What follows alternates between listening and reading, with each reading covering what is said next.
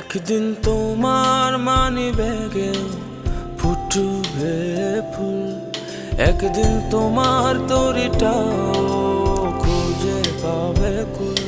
একদিন সাহস তোমারও হবে বলতে ভালোবাসি, একদিন সফল বন্ধুরাও এসে হাঁটবে পাশাপাশি।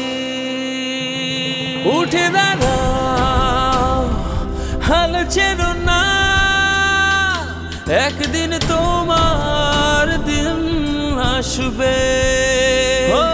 সকল বাধা দুঃখ বেদনা একদিন না একদিন ছুটি হবে, একদিন ছুটি হবে।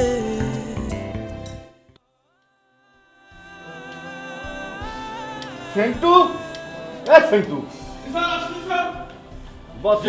বসে গো সামনে আইতে এত দেরি হরো কাল। সালাম দে। আসসালামু আলাইকুম স্যার। হ্যাঁ, ওয়ালাইকুম সালাম। আচ্ছা হন, তুই ওই স্টোর রুমের দে সুন্দর দেখে একটা অলিভ অয়েলের কৌটা নিবি, বুঝছো? ওই কৌটাটা লইয়া বারান্দায় ডেলিভারি করে যায়। যা তাড়াতাড়ি যা। জি স্যার। রিটার্ন ব্যাক করতে পারবো না, যা কইছি যা। জি স্যার। ওয়ালাইকুম সালাম। এটা কি, এ কোথা থেকে এখানে আসলো? এর নাম হইল সেন্টু, বুঝছেন? মুই তো ধরেন হেড ডেলিভারি ম্যান, মোর ক্ষমতা বলে একটা অ্যাসিস্ট্যান্ট ডেলিভারি ম্যান লইছি। মানে কি, কেন? না হইস কি, ওই ধরেন এত কাম তো মুই একা সামলাইতে পারমু না, বুঝছেন না? আর আমাগো তো ধরেন কাস্টমার হইলে ফিমেল বেশি, এত ফিমেল কাস্টমার একলা একলা কেমনে সামলাই? মুই ধরেন হিসাব করে দিয়ে দেখলাম মুই ফিমেল কাস্টমারগুলো সামলাইলাম আর অরেকদা মেল কাস্টমার সামলাইলাম। বাহ বাহ বাহ, তোর মতো এরকম কচু পাতার উপরে পানির মতো চরিত্রকে আমি দেব ফিমেল কাস্টমার হ্যান্ডেল করে আমার ব্যবসার 12টা বাজাতে, তাই নাকি? হ্যাঁ, তাহলে কি আপনি যাইতেছেন? একদম একদম চুপ। ফিমেল কাস্টমার দেখবে সেন্টু, তুই দেখবি সমস্ত মেল কাস্টমার। কি কয়েন, আরে তো নিয়োগ দিয়া হেলে মুই বিপদে পারলাম। মানুষ খাল কাইটটা কুমির আনে আর মুই দেহি নদী কাইটটা হাঙ্গর আনছি। ফোন ধর।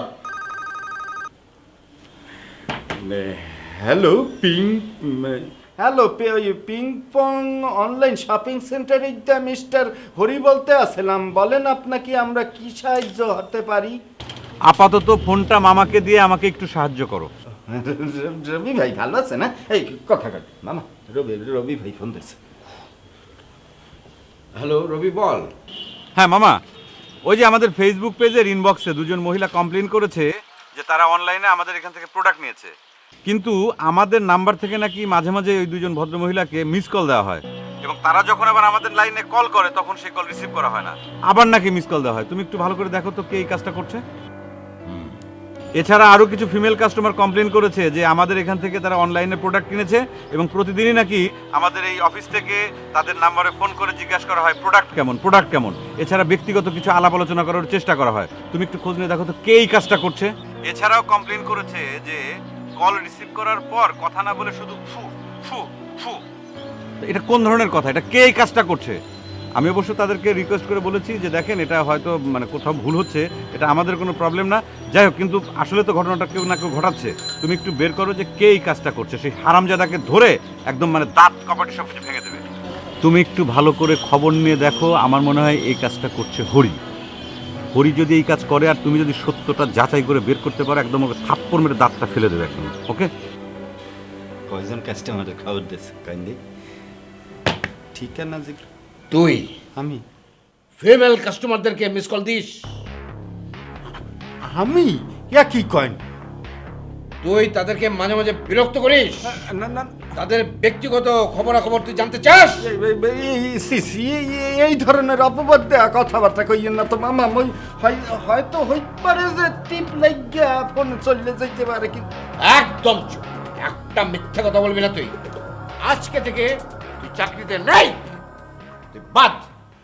শোন, এই ব্যবসা প্রতিষ্ঠান, আমার এই ব্যবসা প্রতিষ্ঠান আমার ভবিষ্যৎ, এটা আমার ভবিষ্যৎ না, এর উপর নির্ভর করছে আমার জুয়ের ভবিষ্যৎ। যে ব্যবসা প্রতিষ্ঠান আমি এরকম তিলে তিলে গড়ে তুলছি সেটাকে তুই নষ্ট করে দিবি? যা, আর যদি কোনোদিন আমার এই ব্যবসার আশেপাশে তোকে দেখি তাহলে এমন এক থাপ্পড় মারবো গালে, সারা জীবন গালের মধ্যে দাগ বয়ে বেড়াবি। যা এখান থেকে, তুই ফায়ার্ড। মামা বিশ্বাস করেন মুই বুঝতে পারি নাই মামা। যা, মামা বিশ্বাস করেন মুই বুঝতে পারি নাই মামা। কোনো কথা বলবি না, তুই ফায়ার্ড। যা। মাফ করে দেন মামা, মুই বুঝতে পারি।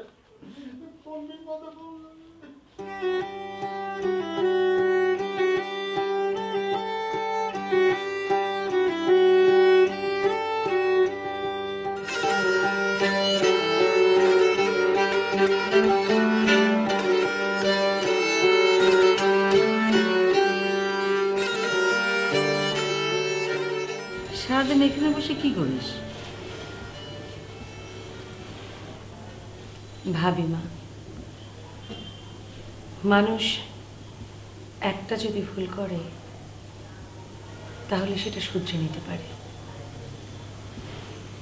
আর আমার মতো একের পর এক যারা ভুল করে চলে তাদের শাস্তি পাওয়া ছাড়া আর কোনো উপায় নেই, তাই না মা?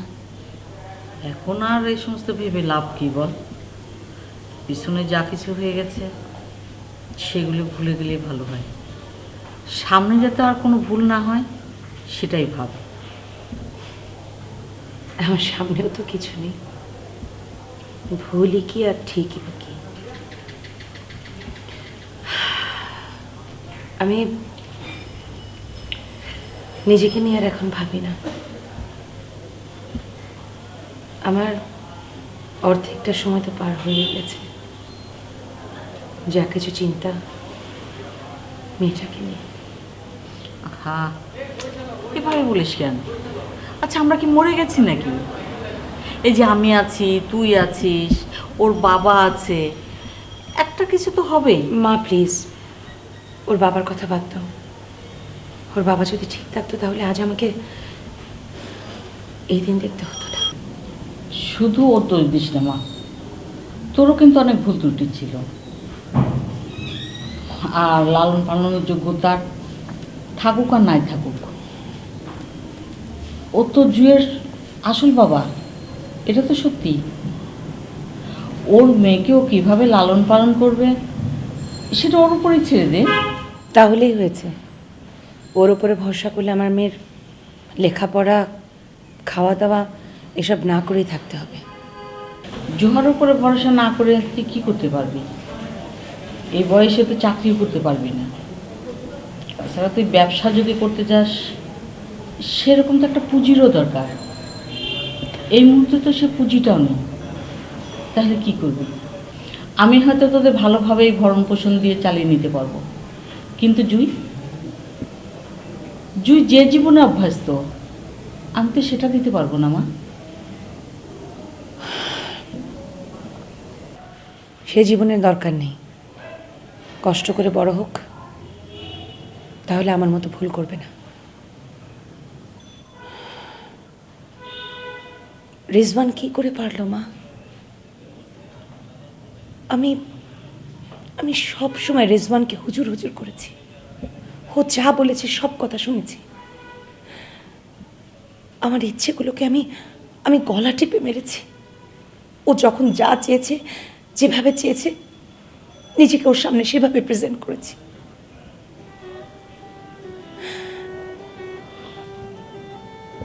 আমি আয়নায় যখন নিজেকে দেখি, নিজের জন্য কষ্ট হয়। আমি আমার নিজের জীবনটাকে এভাবে নষ্ট করলাম। অমানুষ একটা, অমানুষ। আমার মেয়েটা আমাকে দেখতে পারে না, সহ্য করতে পারে না। আমার তো কিছুই থাকলো না মা।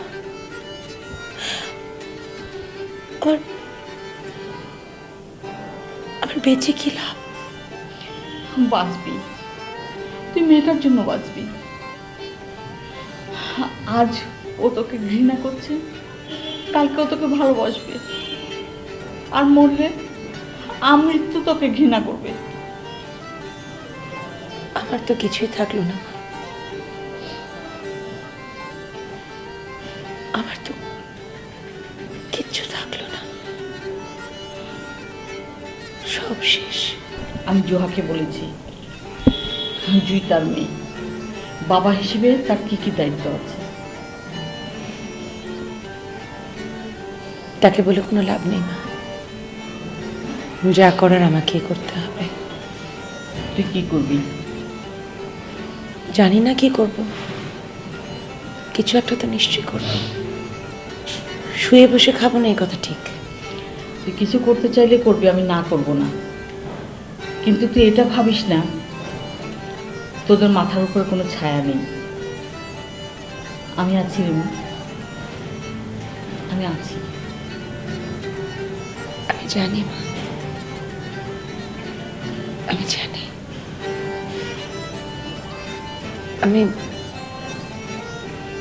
আমি জানি আমি যা করেছি ক্ষমার অযোগ্য। আমি কখনো তোমার কথা শুনিনি।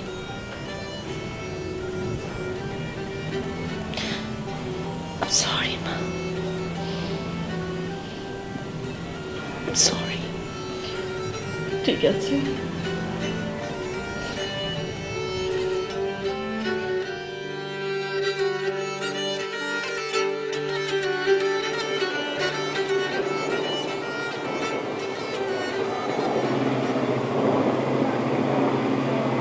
রবি, আমার পরশুদিন ফ্লাইট। আমি জানি, আবির ভাই আমাকে সব বলেছে। তুমি চলে গেলে তোমাকে অনেক মিস করবো স্যার। আমি তোমাকে একদমই মিস করি। আচ্ছা, না গেলে হয় না? থাকবো কার জন্য? যাচ্ছ কার জন্য? নিজের জন্য, বাঁচতে হবে এই জন্য। আচ্ছা, আর কোনোদিন আমাদের দেখা হবে না? চলার পথে যদি কখনো দেখা হয় হতে পারে, ভাগ্যে যদি থাকে। হাজবেন্ডকে নিয়ে বেড়াতে এসো। Okay. কবে আসবে? যেদিন ছুটি হবে। কবে ছুটি হবে? কোনো না কোনো একদিন তো ছুটি হবেই।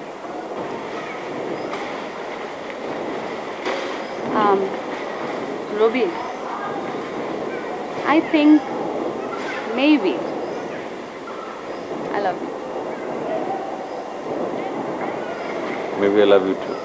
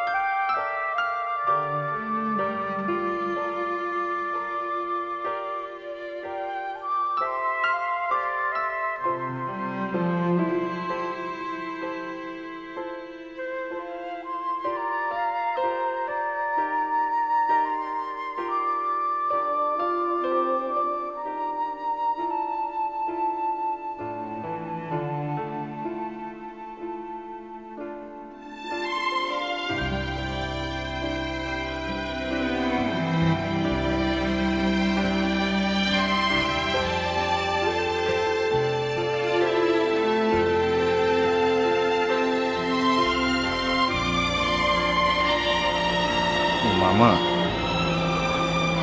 মামা রাগ হইলেন না, আমার 2টা মিনিট সময় দেন। আমার কথাটা শুন না। হ্যাঁ, সে আমনে আমারে মারেন, কাটেন, যা করেন তাই করেন, আমার কোনো আপত্তি নাই। ছোটবেলায় আমার মা বাপ মরছে, তারপর এই যে একলা একলা মানুষ হয়েছি, লাত্তি উষ্টা খাইয়া খাইয়া বড় হয়েছি। আপন বলতে এই দুনিয়াতে মোর কেউ নাই। কুতুব ভাই আপনাগো বাড়িতে মোরে আইনা দিলে, তারপর মনে হয়েছিল মুই সব কিছু ফিরিয়া পাইছি। আমি বুঝি আমি অনেক সময় অনেক বেয়াদবি করি, যেটা আমার করার কথা না হ্যাঁ করিয়া ফেলাই। আপনারা আমার স্নেহ করেন বললেই তো মুই এইগুলা করি। মামা বিশ্বাস করেন, এই দুনিয়াতে আপনারা ছাড়া আমার আর কেউ নাই। আমি গরিবের পোলা, বড় লোক হইতে মামা যে স্বপ্ন দেখতে হয়, আমার সেই স্বপ্ন দেখারও সাহস নাই। আমি মামা নিজে বড় লোক হওয়ানোর লাগিয়া না, আমি আপনার লাগিয়া কষ্ট করতে রাজি আছি। আমি নিজেই মালান্নু, নিজেই ডেলিভারি দিমু, আপনার লাগিয়া আমি দিন রাত খাটমু মামা। আগেও আপনি অনেকবার ব্যবসা করছেন, মজা করছেন, আবার ব্যবসা ছাড়িয়া দিয়েছেন, আবার ধরছেন। ডিমের ব্যবসা করছেন, মুরগির ব্যবসা করছেন, লন্ড্রির ব্যবসা করছেন, আবার ছাড়িয়াও দিয়েছেন, মজা করছেন। মুইও ভাবছিলাম যে এইবারও বোধ হয় আপনি ব্যবসা ধরছেন, আবার ছাড়িয়া দেবেন, মজা হতে আছেন। এর লাগিয়া মুইও একটু মজা করছি মামা। কিন্তু এই ব্যবসা যে আপনার জীবনের সাথে ওতপ্রোতভাবে জড়িত, আমি বুঝতে পারি নাই মামা। মামা এই ব্যবসা আমার করলেও কিছু হইবে না, না করলেও কিছু হইবে না। আমি হরি হরিই থাকুন। আমি এই ব্যবসাটা করতে চাইতে আছি শুধু আপনার লাগিয়া। আমি জীবনে ধরেন কারো লাগিয়া কিছু করি নাই, করার চেষ্টাও করি নাই, কিন্তু আপনার লাগিয়া করতে চাই মামা। আপনার মতো ভালো মানুষ আমি আর দুইটা দেখি নাই মামা। আপনার জন্য কিছু করতে পারলে আমার অনেক আনন্দ হইবে, অনেক সুখ হইবে মামা। আমার এই শেষবারের মতো আরেকটা সুযোগ দিয়ে দেখেন মামা। আমার এই শেষবারের মতো আরেকটা সুযোগ দিয়ে দেখেন মামা।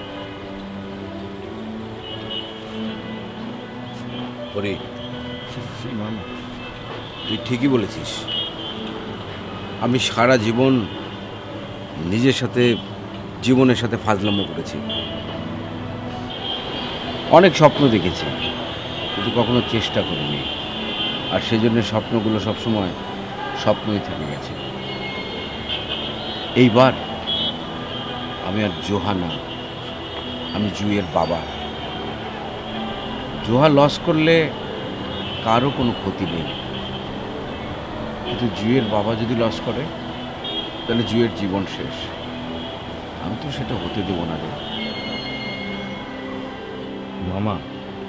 আমরা মানে আপনি, আমি, রবি ভাই, সানি ভাই সবাই মিলে চেষ্টা করলে জুইয়ের জীবন আমরা বাঁচাইতে পারবো না? এইটা কি কন পারমু? আমরা চলেন শুরু করি আবার। দিনের প্রোডাক্ট দিনেই আমরা সাপ্লাই করবো। আর কোনো মানুষ আমাকে কাছ দিয়ে প্রোডাক্ট নেলে যাতে সারা জীবন নেতেই থাকে সেই ব্যবস্থা করবো মামা। আমি আমার জীবনের অভিজ্ঞতা থেকে বলছি, তোর জীবনে একটা দিন শেষ হয়ে যাওয়া মানে একটা সপ্তাহ শেষ হয়ে যাওয়া, একটা সপ্তাহ শেষ হয়ে যাওয়া মানে একটা মাস শেষ হয়ে যাওয়া, একটা মাস শেষ হওয়া মানে একটা বছর নষ্ট হওয়া। আর একটা বছর তোর জীবন থেকে নষ্ট হয়ে গেলে তোর জীবনটাই শেষ হয়ে যাবে রে হরি। আমার আর জীবন মামা, আমনে সানি ভাই আর রবি ভাইরে নিয়ে কিছু ভাবেন। তাগো জীবনটা তো নষ্ট হয়ে যাইতে আছে। নষ্ট কি, বুড়ি গঙ্গার পানির লাহান কালা হয়ে যাইতে আছে, তাগো জন্য কিছু একটা হরেন। আমি তো শুধু খালি আমারই নিয়ে ভাবি না রে। জুই যেমন আমার মেয়ে, সানি, রবি ওরাও তো আমার ছেলে। আমি কিছু একটা করলে ওদেরকে নিয়েই করব। তুই দোয়া করিস। হ্যাঁ, ওই দুই অপদার্থ পোলারে লইয়া তো কাগুও সারাদিন টেনশনের মধ্যে থাকে, সারাদিন দুশ্চিন্তা হরে। সব ঠিক হয়ে যাবে, কাজ কর ভালো করে। এই সব কিছু ঠিক হইলেই হয়। চলেন মামা, মুছে যাই। চল।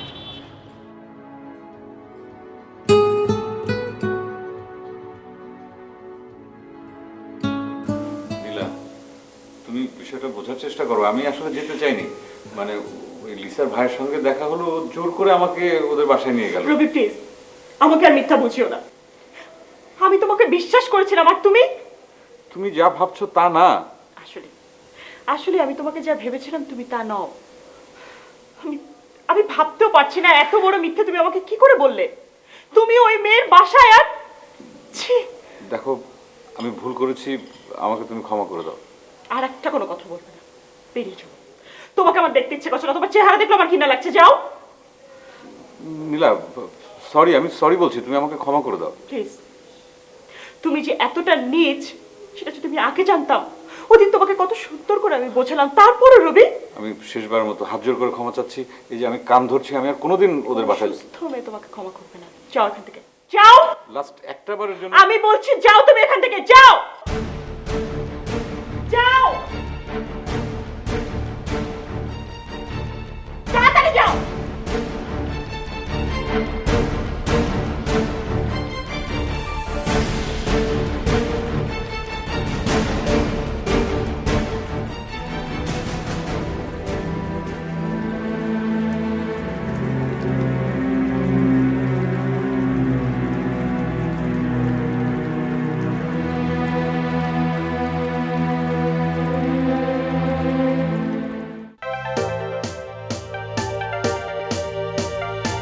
একদিন ছুটি হবে, মাথাটাকে ঠান্ডা রেখে মারি টেনশন কে গুলি। একদিন ছুটি হবে এটা মনে মনে বলি।